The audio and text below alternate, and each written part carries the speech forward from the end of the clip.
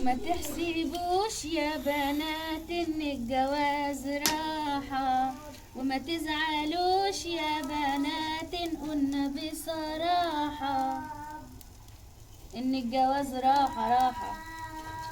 يا حلاوه، دي مرات ابني شاطره وبتشوي السمكه وبتغني كمان. ايه يا حماتي؟ دي ايه الشطاره اللي انت فيها النهارده دي؟ مش انت رحت السوق يا حماتي؟ ها، قلت بقى اطلع احضر لك لقمه.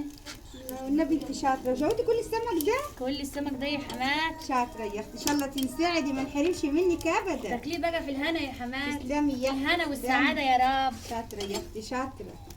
كلي بقى وخليه يسري. شاطره يا اختي، ما نحرمش منك ابدا. ادعي لي بقى يا حماتي. ربنا يديك الصحه يا رب. يا رب يا حماتي. يا دا يا دا. حماتي على الله يتمر فيكي يا حماتي، بعمل لك الحلو كله وبرضه بتروحي تقلبي جوزي عليكي يا حماتي. انت هتطفحي لي اللقمه يا بنت؟ لا يا اختي كلي ما تروحي. ومين ده اللي بيحكي ان انا بقلب جوزك عليك؟ ما حصلش. بيحصل. لا ما حصلش. بسمعك بوداني ده ايه؟ لا بسمعك يا حماتي. لا انا بسمعك يا حماتي. كل ما تروح ما يسري يملي يا حماتي كلي. عادي بقى، طفحت لنا اللقمه اللي هناكلها. على الله يتمر يا حماتي. كلي يا اختي. اتمنى يا اختي. كلي. طفحتها لك ليه يا حماتي؟